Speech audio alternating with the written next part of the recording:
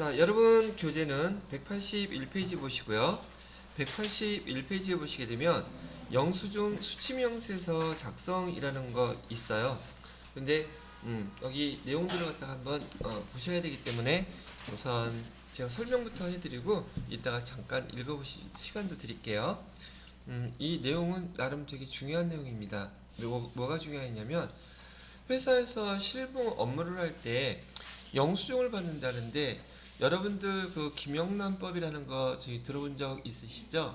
그래서 3만 원 이상 그 뭐 받게 되면 다 제재를 당하니까 또는 불이익을 당하니까 아예 못 받죠. 여러분 혹시나 학교 가보시게 되면 부모님들 아이들 때문에 선생님 만나보고 그러는데 수고하셨다고 뭐뭐 사가는데도 불구하고 4시간 하면 다 안 받죠. 그거 받아갖고 팔자고 칠 것도 아닌데 그거 받아가지고서 그렇게 되는 것보다 어서세요.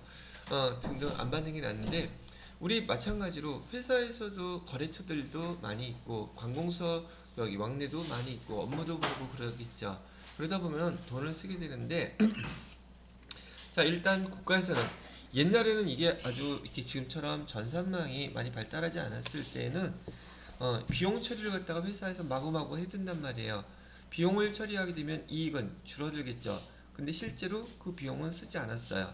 그러면 이익이 줄어들면 그 이익에 대해서 세금을 내야 되는데 국가에서 세금을 여기 징수하는 금액이 자꾸 적어지겠죠. 그러니까 이 영수증의 금액들을 갖다가 정확하게 실제로 발생한 것만이라고 자꾸 규정을 하기 시작했어요. 근데 지금은 전산망이 발달해가지고 그거 바로바로 체크가 되는데 어떻게 규정을 했느냐면 자, 회사에서 3만 원 이상 되는 금액을 지출할 때는 반드시 정규 증빙 서류를 갖다가 꼭 받으세요 라고 했단 말이에요. 정규 증빙 서류, 아까 얘기했던 적격 증빙, 또 다른 말로 뭐라 그랬었죠? 법정 증빙 서류. 그게 아까 뭐였었어요? 우리가 얘기했던 세금계산서나 계산서, 신용카드 매출전표, 그 다음에 현금 영수증, 이런 것들을 받으면 받은 그 지출에 대해서는 비용으로 인정해 주겠습니다. 그래서 이렇게 받으면 비용으로 인정을 해주겠다고 얘기를 한 거예요. 근데 회사에서 돈을 쓰다 보면 이런 영수증을 받아야 되는 건 알지만 또는 많은 부서에서 회사와 관련된 일을 하면서 돈을 갖다가 쓰긴 썼는데 이 정규 증빙 서류를 발급받지 못하는 경우도 있더란 얘기예요. 그러면 국가 입장에서는 분명히 3만 원 넘는 금액을 비용으로 썼을 때에는 법정 증빙 서류로 꼭 그거 받으라고 했는데 못 받은 경우가 생겼을 때 어떻게 하느냐? 그런 것들만 쭉 1년 동안, 한 달 동안 썼던 내용들 있죠? 증빙서류들 다 모아야 돼요. 근데 예를 들어서 지금 6만 원을 갖다가 여기 가정을 하는 거예요. 여기 문제 나온 것처럼 6만 원을 문방구에서 썼는데 문방구에서 현금 영수증 이런 거 못 받았어요. 깜빡하고 못 받았든지 발급을 안 해줘서 못 받았든지 어쨌든 못 받았어요. 못 받았으면은 이 6만 원을 갖다가 지금 법에서 쓰라고 하는 그거대로 못 받았죠? 그런 리스트를 만들어 가지고 거기다 계속 써놔야지 돼요. 그래서 이 6만 원에 대해서 법정 증빙 서류를 못 받았으면 다시 6만 원에 대해서 못 받았으면 얘를 갖다가 이런 거 리스트를 만듭니다. 리스트를 만들어 가지고서는 지금 거래는 있었는데 법정 증빙 서류를 못 받았음, 이걸 지금 표시하는 거예요. 그리고 여기에 대해서 2% 가산세를 내야 돼요.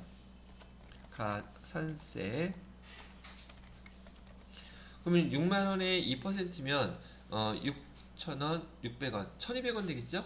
1,200원 가산세를 내고 왜? 그런 적격 증빙을 못 받았으니까. 그리고 6만 원에 대해서 비용으로 인정받는 거예요.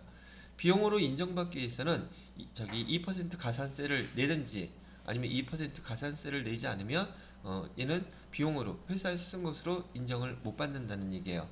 자, 그런데 이런 생각도 한번 해보세요. 이건 뭐 시험 문제 아니에요.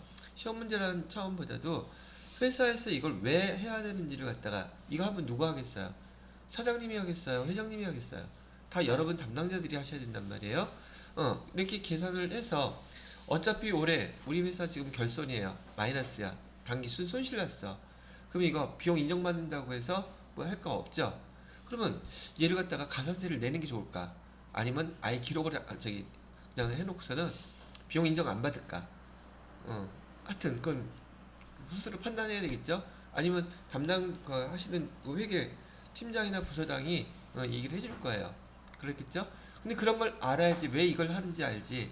여러분이 회사에서 이런 거 작성하라 하면 왜 작성하는지도 몰라. 그냥 기계적으로 그냥 하라니까 그냥 하기만 해. 그렇게 일하는 것과 이런 걸 왜 작성해야 되는지 알고 그걸 판단하는 것과는 레벨이 다르다는 얘기예요. 이게 처음 배우시는 내용들이긴 하지만, 그럼 회사에 가면 누가 이런 거 가르쳐 주냐고요? 가보세요. 가르쳐주나 안 가르쳐주나 그냥 시키기만 해요. 그러면 아무 생각 없으면 그냥 하기만 하면 되겠죠. 여러분들 실무에서는 업무를 갖다 누가 가르쳐준다는 생각 갖고 계시면 안 돼요. 거의 가르쳐주지 않습니다.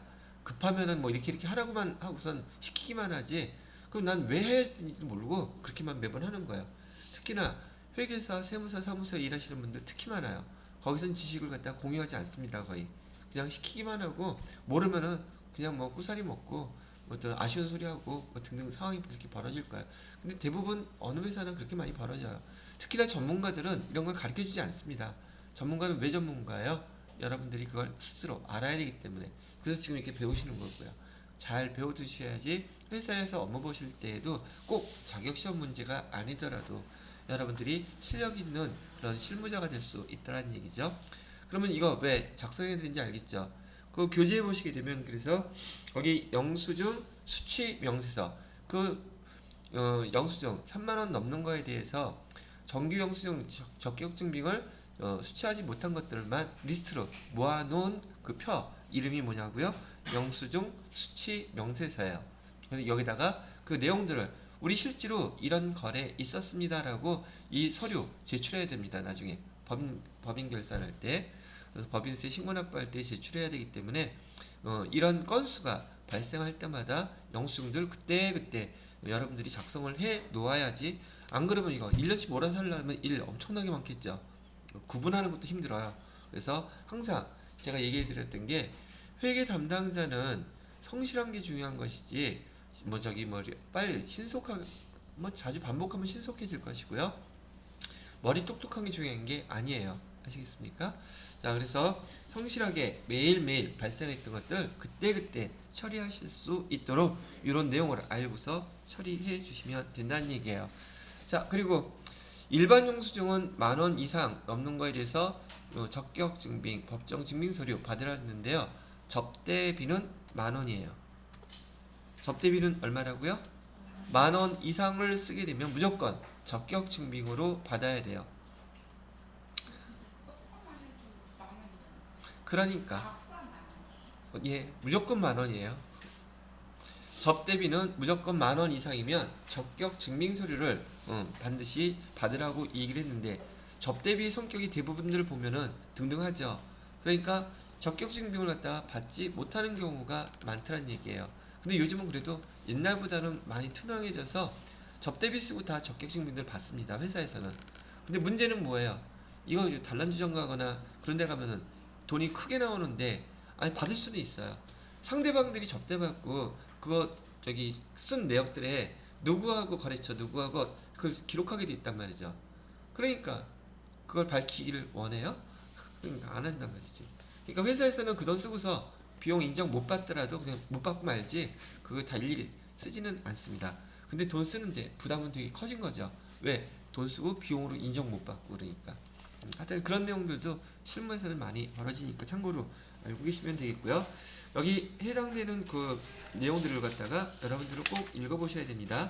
자, 저는 실기 문제를 갖고선 또 한번 입력을 해보도록 하겠습니다. 어떻게 입력하는지. 자, 문제 181페이지에 업무에 사용할 문구를 호서문구에서 구입하고 현금으로 지급했대요. 아, 그러면 얘는 우선 출금전표로 기록해야 되겠구나. 그 다음에 문구 구입했다 그러니까 규정은 뭐라고 써야 될까? 이것도 생각하셔야겠죠? 문구를 산 거 뭐라고 쓰면 되겠습니까? 소모품비 쓰면 되겠죠? 소모품비 써주시고 출금전표로 해주시면 되겠네요.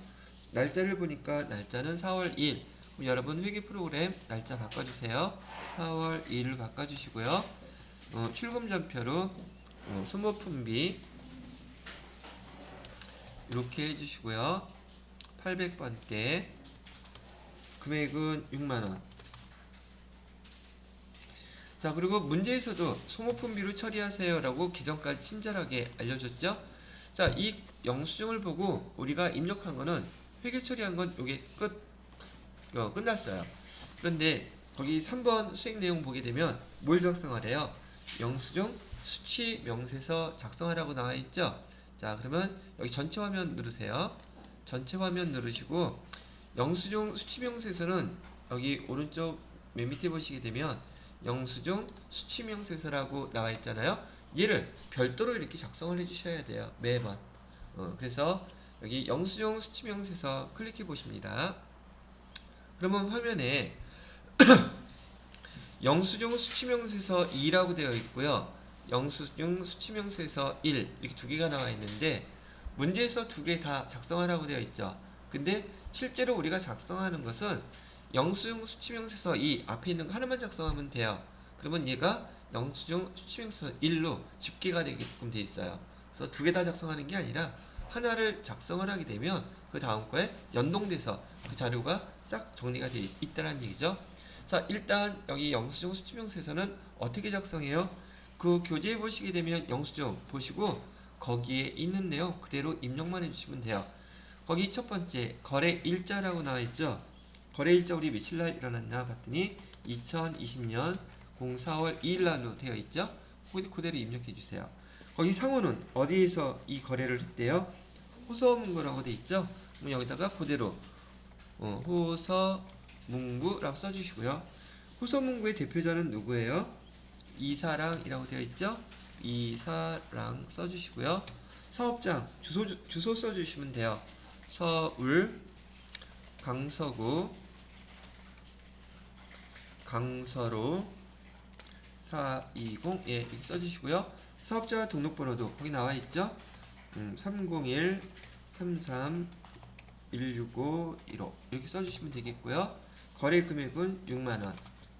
자, 그 다음에 여기 거래 구분 여기 딱 넘어가니까 뭐 희한한 게 탁 떴죠. 자, 화면 보세요. 지금 영수증을 갖다가 받을 때 3만원이 넘어가면 적격 증빙 받으라고 했거든요.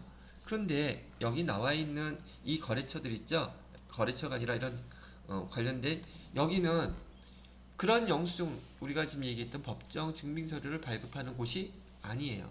또는 받을 수가 없는 곳이에요. 근데 이런 데서 3만원 넘는 그런 영수증을 받는다 그러면은 얘는 가산세 2% 안 내도 된대요. 이런 데서는 그런 증빙서류 받을 수 없는 거 아니까 이 비용으로 그냥 인정해 주겠대요. 그래서 이걸 구분하라고 여기 선택하세요 라고 나와 있는데 조금 전에 그 문구점에서 호서문구에서 사갖고 왔던 거 해당되는 여기 사항이 있어요? 없어요? 쭉 읽어보면 여기에 없어요. 그 내용이. 여기서 해당되는 게 제일 많은 게 뭐냐면 여러분이 금융기관에서 증빙서류 받으면은 신용카드 매출 전표라든지 현금 영수증이라든지 세금계산서 계산서 받을 수 있을까 없을까? 즉 여러분이 보험에 가입했다고 생각해 보세요. 보험에 가입할 때 그런 거 줘요? 안 준단 말이에요. 은행에 여러분이 예금하거나 등등 출금할 때 그때 신용카드 영수증이라든지 현금 영수증 같은 거 줘야 안 줘요? 안 주죠. 이런 금융기관이 대표적인 건데 금융기관 즉 은행이나 보험회사, 증권회사 이런 데서는 그런 우리가 얘기했던 법정 증빙서류 보험료 냈음에도 불구하고 그런 거 못 받아요. 그죠? 그러면 걔는 우리가 받기 싫어서 안 받은 게 아니잖아. 근데 비용은 발생했잖아. 그러면 여기다가 입력해 주면서 얘를 선택해 주시면 돼요. 여기 대표적인 거예요. 그 다음에 요 위에 15번 같은 경우 보시게 되면 읍, 면, 지역, 소재 읍이나 면단이 되면은 지금 거기 읍면에 대부분 있긴 있어요. 근데 신용카드 매출 전표나 현금 영수증이나 세금 계산서 이런 규모가 좀 보편적으로 작으니까 그런 영수증을 못 받을 수도 있더란 얘기예요. 근데 내가 그런 지역에서 돈을 썼어. 그럼 영수증을 적격 증빙이 아니어도 2% 가산세 안 내도 비용을 인정해 주겠대요. 그걸 선택하는 게 여기에요. 그 다음에 뭐 17번에 비거주자와의 거래 18번에 농어민과의 거래, 19번에 국가와의 거래, 뭐 여러 가지 많이 나와 있죠. 이런 것들은 차후에 부가가치세와 소득세 배우실 때 그거 배우고 나서 보여드리면 그때 쓰시면 된다는 얘기예요. 자, 그래서 일단 여기 회계 1급에 관련된 거 여기 세무 2급 때 송금 명세서 제출분이라는 거 요거 하나 써요. 이 두 가지가 보편적으로 많이 나오는 것들인데 얘는 나중에 문제 나올 때 또 한번 설명해 드릴게요. 지금 현재로선 회계 1급에서 여기 해당되는 거래사항이 없어요. 여기서 선택할 것이, 아시겠죠? 그냥 넘어가면 돼요. 그래서 그냥 엔터 치고 넘어가시고요. 자, 6만원을 썼는데 우리 지금 조금 전에 얘 회계 처리했었죠. 소모품비로 어떤 계정으로 이 돈 썼어요? 회사에서 소모품비 계정으로 썼어요. 자, 소모품비 830이네요. 830으로 썼고 적용 그냥 문구라고 쓰면 돼요. 이거 뭐 샀던 거예요?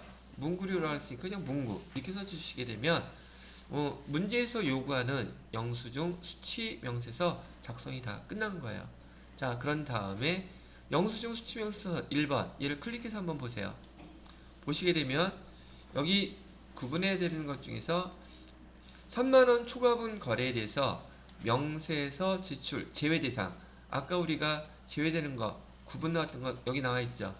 여기 집계가 돼요. 만약 걔를 선택하게 되면. 근데 얘는 거기에 해당되는 게 아니죠. 그러면 여기 명세서 제출 대상, 얘는 명세서 제출해야 되죠. 거기 계산된 금액의 몇 퍼센트? 2%는 가산세도 내야 돼요. 언제? 법인세 신고할 때. 아시겠습니까? 그러면 한 달이면 한 달, 1년이면 1년, 여기 집계가 다 된 그 총 금액의 2%만 가산세 내면 되겠죠. 그렇게 하려고 그때마다 이렇게 영수증 수취명세서를 작성을 해 놓는 것입니다. 자, 설명은 이제 끝났고요.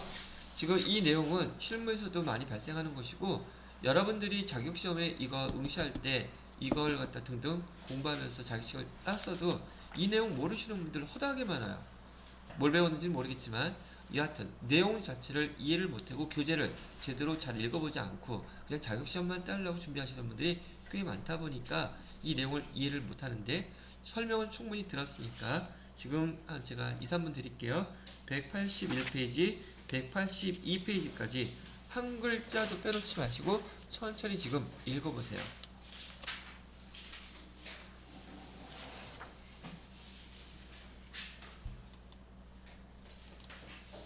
183페이지에 보시게 되면 자금관리라는 파트가 나오고 있고요. 자, 그러면 이것도 수업하면서 우선 자금관리가 뭔지부터 한번 잠깐 소개만 하고 넘어갈게요. 여기다 그냥 쓰겠습니다. 자금관리라고 하는데 회사에서는 크게 규모가 좀 있는 부서들은 자금부서가 별도 있고요. 회계 관련 부서가 별도로 딱 이렇게 나누어져 있습니다.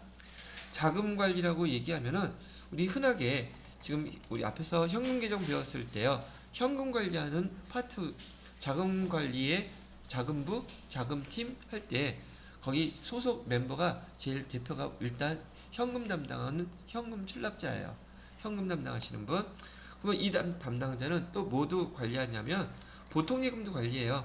보통예금에 돈 들어오고 나가고 하는 것들. 그 다음에 당연히 뭐 이거 보통예금 담당을 하고 있다면 당좌예금도 담당을 하고 있죠. 하여튼 예금 계좌는 다 예금 뭐 정기예금, 정기적금 할 거 없이. 그다음에 또 모두 관리하느냐면 우리 부채, 단기 차입금이 있죠. 단기 차입금이나 단기 대여금 얘도 돈 빌려주고 돈 빌려받고 등등 하는 것들이죠. 이것도 여기 자금관리에 해당이 되어 있답니다. 그다음에 또 뭐도 있느냐면 우리 회사에서는 당좌수표, 당좌예금에 관련된 거죠. 또 뭐도 있어요? 바드럼, 지급엄 이런 것들 다 자금부서에서 관리합니다. 돈과 관련된 것들이기 때문에 그렇다는 얘기예요. 자, 그 다음에 또 어떤 것도 자금부에서 담당하느냐 하면 우리 법인카드 쓰면은 법인카드 뭐 결제하고 등등 하겠죠. 그래서 법인카드도 관리해요. 돈 지출과 관련되어 있는 법인카드 얘도 여기 자금부서에서 관리를 하더라는 얘기죠. 자, 그럼 이런 내용들이 어디에 나와 있느냐면 184페이지에 보시게 되면 자금 관리라고 되어 있고 그 중간쯤에 자금 관리에 대해서 현금 시제 관리하는 거, 예금 관리하는 거, 법인카드 관리하는 거, 엄수표 관리하는 거 네 가지로 이렇게 구분돼서 표시가 되어 있죠. 능력 단위 요소라고 써 있는데 보시게 되면 또는 자금 관리라고 쓴 거 보면은 이런 것들을 우리는 자금 관리라고 하고 회사에서 부서 팀 명칭이 자금팀, 자금부 규모가 크면 자금부가 되겠죠. 하여튼 이런 데서 관리를 한다고 얘기를 해드리는 거랍니다. 자, 그러면 내용은 전 이런 게 자금 관리라는 뜻을 설명을 해드렸고요. 항목별로 제가 여기에 해당되는 첫 번째 현금 시제 관리 이것도 설명을 해드려 볼게요. 자, 얘는 지우고요.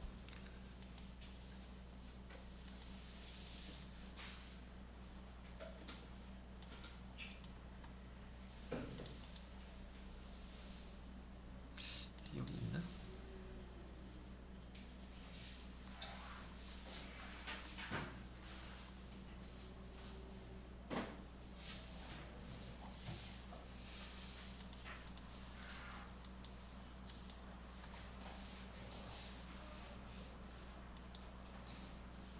자, 글씨 보이시죠?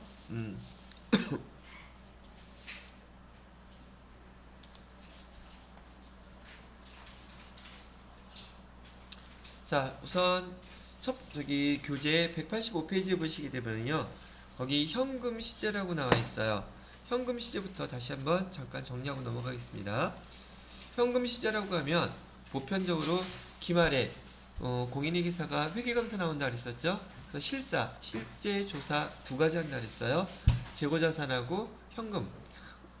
여기서 현금 시제 관리는 우리가 장부상의 현금과 그다음에 실제 금고에 있는 현금을 실제로 조사해서 비교한다 그랬었죠. 그래서 현금이 더 많거나 현금이 더 적게 되면 우리는 현금 과부족 규정 사용하기로 했었어요. 이게 바로 시제 관리예요.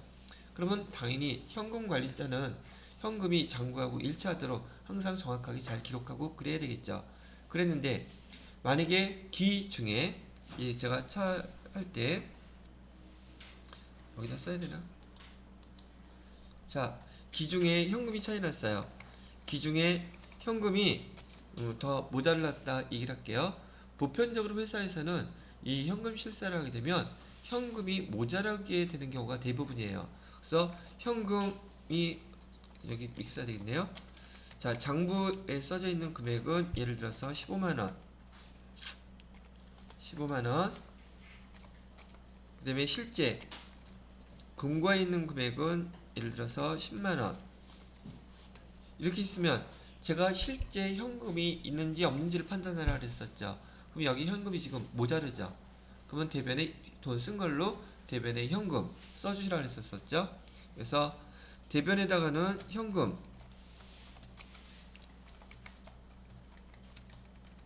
대변에다가는 우선 현금부터 먼저 제가 정리를 해주세요 그랬단 말이죠.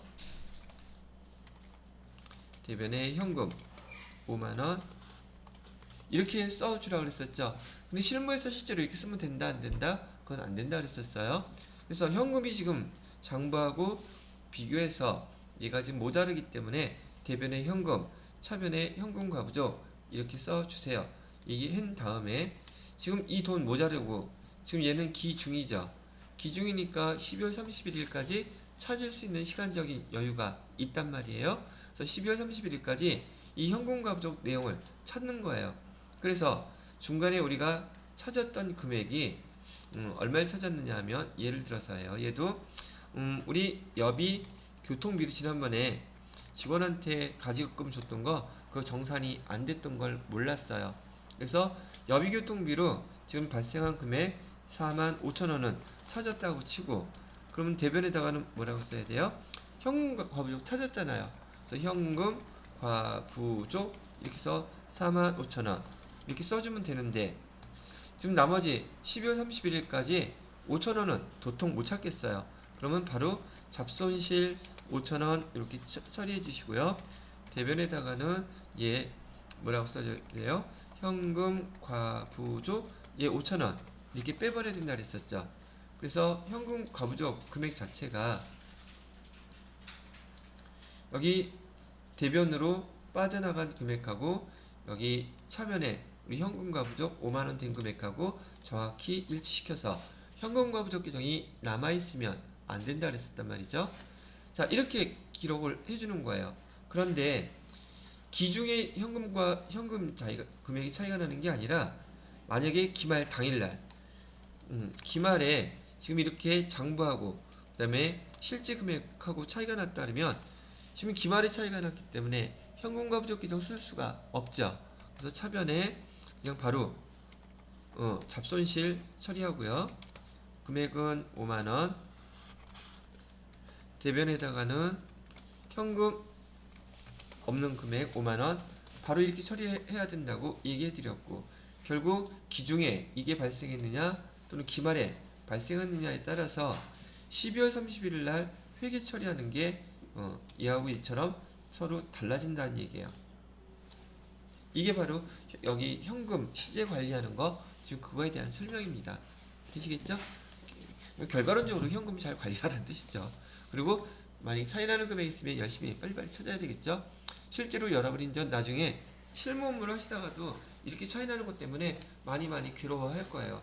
왜? 가계부 쓸 때도 영수증 분명히 내 주머니에서 내가 썼는데도 뭐 했었는지 기억이 안 나. 그 기억의 문제. 또 증빙서류가 없어. 영수증이. 분실. 그 다음에 그 정도 우선 못 쓰게 되면 꾸사리도 많이 먹을 거고 화장실도 자주 갔다 올 거고 그럴 거예요. 이렇게 잘 관리하시라는 얘기고요. 자, 그리고 두 번째 얘는 지우겠습니다. 현금 시에 관련된 건 이렇게 됐고요. 그게 교재 185페이지에 소액 현금 제도와 현금과 부족 나왔는데, 현금과 부족은 아까 벌써 배웠기 때문에 복습 차원에서 제가 한번 설명을 해드린 거예요. 자, 이번에는 뭘 설명해 드릴 거냐면 소액 현금 제도라는 걸 설명해 드리려고 그래요. 소액 현금 제도.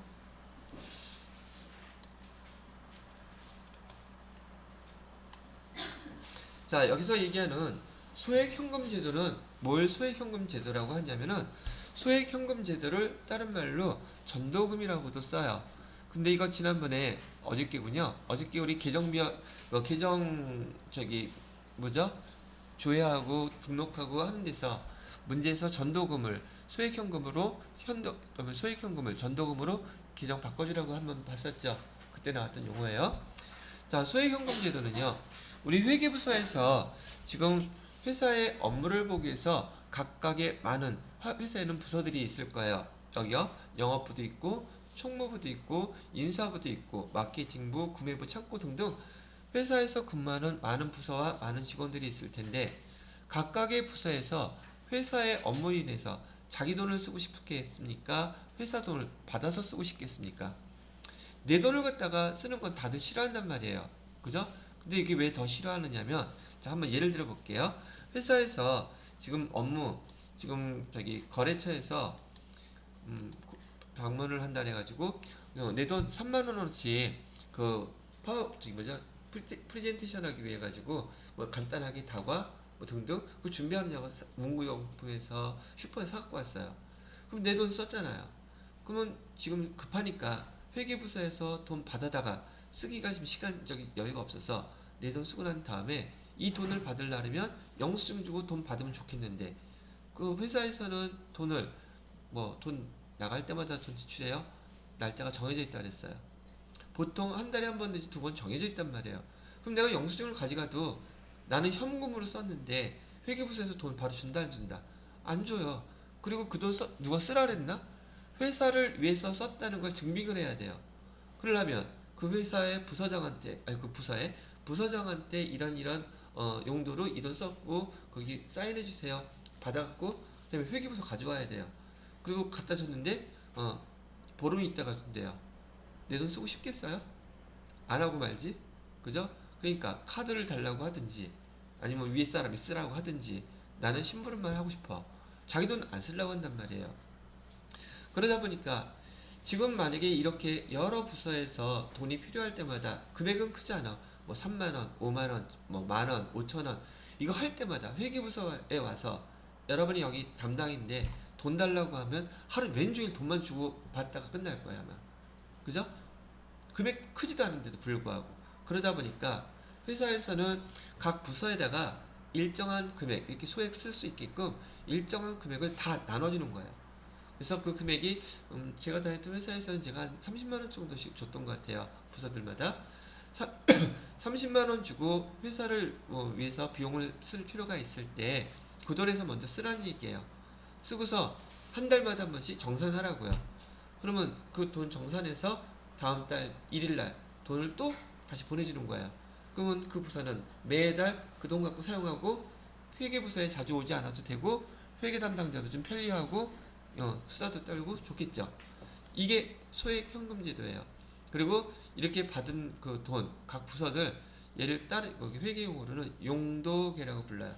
용도계라는 것은 그 소액 현금 또는 전도금을 실제로 쓰는 부서들을 얘기하는 거라는 얘기죠. 이해되셨어요? 이게 바로 소액현금 제도라는 얘기예요. 그렇다면 이 소액현금 제도를 갖다가 사용하는 그 규모가 조금 있는 회사들은 다 이렇게 사용하고 있습니다. 그러면 우리 이 소액현금을 각 부서에다가 먼저 돈을 지급할 때 회계 처리할 줄 알아야 되겠죠. 회계 처리할 때는 이렇게 하세요. 지금 여기 보시게 되면은 자 보통 옛날에는 인터넷 뱅킹이 발달되지 않았을 때는요, 회사에서 당좌수표 있죠. 그 부서에다가 당좌수표를 발행해서 줬어요, 그냥. 그러면 그 담당자들은 은행 가서 현금으로 바꿔갖고 돈 쓰겠죠. 그 당좌수표를 발행했었는데 요즘은 그 각 부서마다 이렇게 운영하는 부서들마다 그 부서에 그 보통예금 통장들이 하나씩 있어요. 거기다가 계좌 이체해주면 되겠죠. 그죠? 자, 그러면 여기 소액현금을 그 부서들한테 지급할 때 여러분은 이렇게 기록하시면 돼요. 자, 보통예금 통장에서 이체해줬으니까 대변에 보통예금 30만원 쓰시면 되겠고요. 자, 차변에는요, 소액현금이라고 기록하시면 돼요.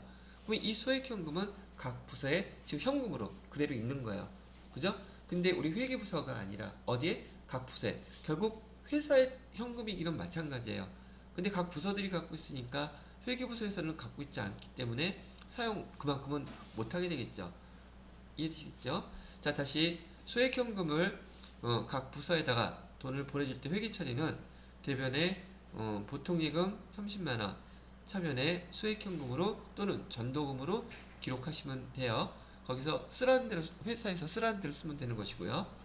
자, 그랬고 이렇게 1일날 돈을 보내주고 난 다음에 한 달 동안 그 부서에서는 이 돈을 쓰겠죠. 쓰고 나서 가지급 정산하는 것처럼 한 달 동안 사용했던 영수증들 다 모아서 어떤 내역에 썼다고 그 영수증하고 제출을 한단 말이에요. 자, 그 내용을 보니까 일단 영업부서에서 7월 31일 날 제출을 한 내용을 보니까 통신비로 5만원, 접대비로 10만원, 도서 인쇄비로 4만원, 여비교통비로 7만원 이렇게 썼다고 가정을 할게요. 그럼 우리가 줬던 금액은 얼마였었어요? 30만원이었죠. 이거 회계 처리하는 건 당연히 회계 담당자가 하시는 거예요. 그러면 그 회계 처리를 이렇게 차변에다가 다 비용이니까 처리를 하시고 소액현금 7월 31일 현재 얼마를 쓴 거예요? 그러면 30만원 가져갔던 것 중에서 26만원을 썼죠. 그죠? 그러면 그 부서에 지금 현재 현금으로 4만원은 남아있겠죠. 그러면 8월 1일날 회계 담당자가 결산 처리 다 이렇게 월 결산해주고서 1일날 얼마를 다시 입금시켜 주냐면 26만원 사용한 것만 다시 입금을 시켜주면 그 부서는 매달 30만원이라는 잔액 갖고 시작이 계속 똑같겠죠. 이해되시겠어요? 이걸 반복하는 거야. 이렇게 사용하는 걸 우리는 소액 현금 제도라고 그러고, 참고적으로 실무에서는 이렇게 소액 현금 제도를 운영하게 되면 월 결산을 해야 되기 때문에 여러분들이 담당자라면 각 부서 거기 정산 담당자들이 있어요. 영업부문 영업부, 마케팅부문 마케팅부 이런 부서에서 대부분 막내가 이거 담당하고 있어요. 그 부서의 막내들이 영수증도 관리하고 저기 뭐 과장님이 나 지금 예를 들어서 인사부에서 나 저기 지금 여기 갔다 와야지 되는데 거기 차비가 좀 모자르니까 택시비 좀 줘. 그러면 그 사람이 이거 주는 거야. 원래는 이게 어디서 받아야 되는데 회계부서에서 받아야 되는데 금액이 작으니까 여기 전도금으로 줬던 그 금액에서 돈 받아갖고 쓰고 영수증 갖다 주고 그렇게 관리하는 거예요. 또 여러분들이 또 그 회계부서가 아니라 여기 다른 부서라고 하면 외부에 또 택시 타고 가는 경우도 있겠지만 버스도 타고 교통카드도 충전하고 수시로 왔다 갔다 해야 된다면 뭐 그런 경우도 있겠죠. 교통카드 충전한다든지 신문대금을 낸다든지 또 각 부서에서 저기 전공 서적이나 전문 잡지 같은 것들이 있잖아요. 그런 거 책 살 때 회계부서에서 그 15,000원 받으려고 이렇게 안 하고 이걸 쓴단 말이에요. 그런 쓴 영수증들 모았다가 월 말에 이렇게 정산을 해야 되는데 여러분들이 그 담당자들한테 메일 보내셔야 돼요. 자, 우리 전도금 정산들 며칠까지 해주세요. 안 그러면 여러분 야근해야 되니까 며칠까지 제출해 주세요. 그렇게 해서 제출 받은 다음에 여러분들이 회계 처리 이렇게 해주시는 거예요. 그 사람들은 이렇게 지금 통신비니 접대비니 이런 거 정확히 다 알까 모를까? 몰라요. 영수증을 갖다가 붙여놓고 A4용지 정리할 때 어떤 내용에다 썼다고 하는 걸 보시고서는 여러분이 회계 처리는 여러분들이 하시는 거예요. 되셨죠? 자, 근데 그렇게 정산하라고 전도금 정산하라고 메일 보냈는데 꼭 늦게 가져오는 사람 있을까 없을까? 단골 꼭 생기게 돼요. 많이 이뻐해 주세요. 많이 갈고도 여러분은 정당하기 때문에 뭐라고 그러지 않습니다. 그럼 그런 사람들한테는 페널티를 줘야 되겠죠. 어떻게 페널티를 주면 좋을까? 꼴박 봤는데 때릴까? 그거 폭력이에요. 잘못하면 쇠고랑 차요. 어떻게 한다? 여기 정산 전도금 늦게 입금 시켜주는 거야. 그러면 거기 부서에서 돈 쓰려고 그럴 때 돈 없겠죠. 그렇다고 자기 돈 쓰지는 않을 테니까. 차장님이 나 지금 저기 지금 갔다 와야 되는데 택시비 한 3만 원만 줘. 그러는데 전도금 없는데요. 지금 왜 5일인데 아직도 없어. 회계부서에서 안 줬어요. 회계부서에서 왜 안 줘?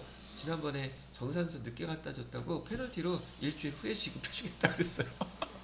그러면 잘했다 그럴까? 그 차장이 또 열받아 할까? 회계부서에 열받아 할까? 담당자한테 열받아 할까?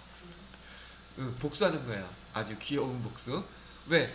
돈 있는 부서는 파워가 막강합니다. 왜? 집에서 돈 있는 사람이 세잖아. 그죠? 이렇게 이게 이제 회사 실무에서 벌어지는 여러분들의 흔한 일들이 될 거란 얘기죠. 아시겠어요? 또 한 가지, 여러 부서에서 이렇게 정산서를 가지고 오는데 그 합계금액 걔네들도 영수증하고 써가지고 얼마 썼다고 가져올 거 아니겠어요? 그럼 여러분들은 그 금액이 맞는지 안 맞는지, 여기 26만 원이라고 써 있는데 26만 원이 맞는지 안 맞는지 영수증 다 더해보겠죠. 자, 10개 부서에서 가져왔다고 쳐요. 그 합계금액이 맞는 부서가 많을까 틀리는 부서가 많을까? 지랄 같아. 맞는 부서가 적어. 다 틀려. 그리고 또 고문관들 있어요. 거기도 가져오면 틀려. 근데 그게 직급이 높아도 틀리는 사람 틀려. 왜 그걸 틀려? 바보냐? 손가락 뭐 거시게 됐냐? 계산기 누르는데 왜 틀려? 막 짜증도 내야 되죠. 여러분들이 그래서 반드시 검토해봐야 됩니다. 계산을. 계산 문제에 관해서만큼은 다른 부서에 있는 사람들은 우리처럼 계산하는 게 주 업무가 아니다 보니까 이거 정산하는 거 되게 귀찮아요. 누가 맡든지 간에. 그러다 보니까 대충 하고 늦게 갖다 내고 마감 때 막 닥쳐서 갖다 주고, 그럼 여러분은 야근해야 돼요. 그거 좋아요? 그러면 제 시간에 잘 제출할 수 있도록 세뇌를 잘 시켜놔야 되겠죠. 참, 그렇게 영수증이 없어서 싸우는 경우 있을까 없을까? 분명히 회사를 위해서 돈을 썼는데 영수증 챙겨야 되는 건 회계 담당자가 챙겨야 돼요? 부서에서 챙겨야 돼요? 그 돈에서 그걸 썼으니까 그 사람들이 챙겨야 될 거 아니에요? 근데 30만 원짜리 중에서 10만 원짜리가 없네? 그럼 이거 여러분들이 또 와서 그러겠죠. 어떻게 이거 영수증 잊어버렸어? 그러면 여러분은 안 돼. 그거 있어야 돼. 안 그러면 여러분 돈 내야 돼요. 그거. 왜? 회사 돈을 썼기 때문에 어떻게든지 영수증이 있든지 그게 있어야 돼요. 가학서는 영수증 받아갖고 와. 근데 그 부산에서 쓴 거야. 갔다 와. 무슨 말인지 알겠죠? 근데 그러면 아니 이거 도대체 없는데 거기까지 가서 이거 언제 받으라고 막 싸우겠죠? 싸우지 마세요. 여러분들 싸우면 인격이 저하돼요. 그냥 그럴 수도 있지. 항상 공감해 주세요. 그럴 수도 있어. 그래서 잊어버렸구나. 아니면 못 받았구나. 그래 알았어. 처리해 줄게. 그러면 어떻게 그러면 좋아서 갈라 그러겠죠. 네 급여에서 이번에 그만큼 뺄 거야. 그러면 되잖아. 그 책임은 누구한테 있는 거예요? 아니면 여러분이 이거 받아들여 줬다고 해서 그 돈을 갖다가 안 내도 되는 게 아니잖아요. 그러면 여러분이 결제를 해서 윗사람한테 올리면 과장님이나 대리님이나 뭐라 그러겠어요? 네 월급에서 뺄게. 그럴 거 뻔한데, 그럼 여러분은 그거 당하기 싫으면, 여러분 거 뺏기기 싫으면 어떻게 해야 돼요? 싸우지 말라 그랬어요. 영수증을 가져오든지, 네 급여에서 이번 달 급여 나갈 때 곡세 그만큼 빼게 될 거야. 얘기해준다면 선택은 누가 해야 돼요? 그 사람이 해야 되겠죠. 뭐. 그 부장님이 영수증 못 받았는데 부장님이 됐든 사장님이 됐든 난 몰라. 안 그러면 내 돈 내야 되는데 여러분이 돈 내겠어요? 싫죠? 그럼 그 사람은 책임지겠고 해주는 거예요. 그리고 실제로 그렇게 하셔야지 되고요. 그러면 싸울 필요 있다 없다. 여러분들의 고객은 회계 담당 부서의 회계 부서의 고객은 여기 회사 내부 직원들이에요. 친절하게 항상 잘하시고 인상 쓰지 마시고 화내지 마시고 그럴 일도 사실 거의 없어요. 근데 이런 경우는 있겠죠. 영수증 지난번에 줬잖아. 이거 영수증은 다 즉 돈이거든요. 근데 난 받은 적 없어. 그럼 누구 잘못일까? 그러면 서로들 전 CCTV 해놓고선 그거를 또 판독해야겠죠. 영수증 잘 챙기셔야 돼요. 또 꼭 서류로 돈 거래 영수증 왔다 갔다 한 거는 사인 받으셔야 되고요. 아시겠죠? 자, 그래서 다음 8월 1일 날 돈을 부족한 거 보내줄 때 보통 예금으로 소액현금 차감한 만큼만 다시 보내주는 게 지난번에 우리 배웠던 대손충당금 보충법으로 충당시키는 거하고 방법이 똑같죠. 회계 원리는 이렇게 이 원리만 잘 이해하시면 많은 내용들을 갖다 여러분이 쉽게 이해할 수 있는 부분들이 생기더란 말이죠. 자, 그러면 교재 185페이지에 소액 현금 제도에 대해서 회사에서 실제로 벌어지는 일들 갖고 한번 설명을 해드렸고요. 자, 점심 맛있게 드시고 난 다음에 다음 시간에 또 여기 이어서 설명을 해드리도록 하겠습니다. 수고들 하셨습니다.